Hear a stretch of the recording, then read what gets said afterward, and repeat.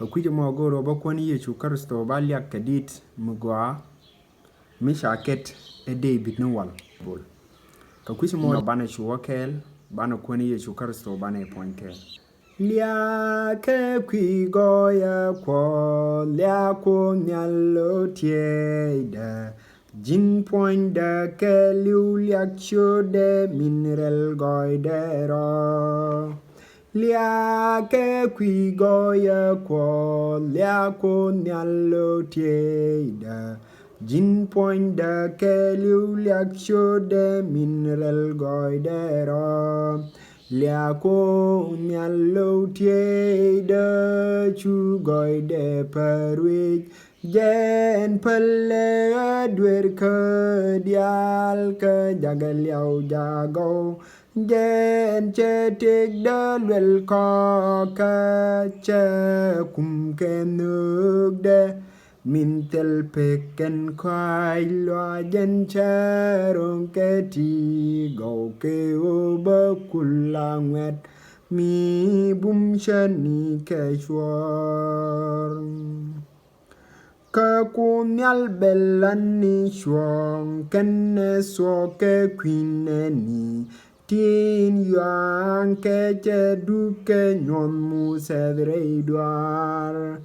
Ka kunyal belani shuang kenne so ke kwineni tin yang ke je duke nyon mu sedre duar Liako nyalo tieda chu goide perwich Jen pele dwer ke dial ke jagal yau jago Jen cetik dalwel ko ke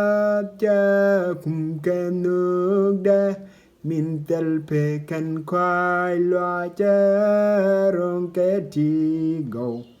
Ke oba kulangwet Mi bum shani ke shwar Kunyal te ke kwai loa din nuk de kwi ngende Sele nuk de pek chen not going gag de chia dorar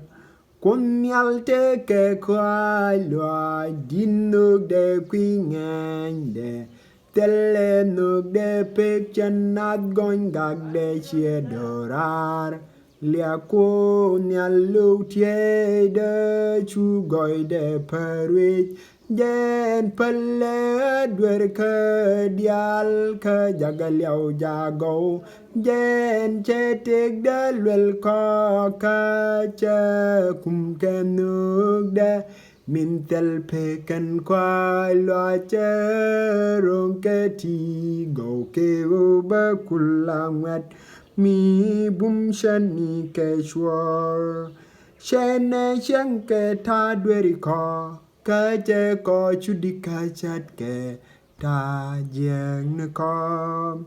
Shet ke moto puan nyal kene ping Jen kud bodi nuk de Kene tin lob je Chene chen ke ta dweri ko Ke je ko chudi ka chat ke ta jeng ne ko Chet ke moto puan nyal kene ping Jen kud bodi nuk de Kene tin lob je Liako nyalo tieda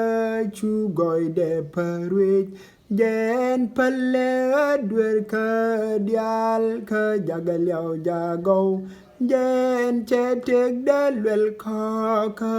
ce kum ke nuk de Min tel perken kwai loa cerong ke ti go ke oba kulangwet Mi bum shani ke shwar Shet ke min la gwan ganete Ke kwai loa ke gat ke Bi kuste ke kwai loa ino ke ne tin lob jem Shet ke min la gwan ganete Ke kwai loa ke gat ke Bi kuste ke kwai loa ino ke ne tin lob jem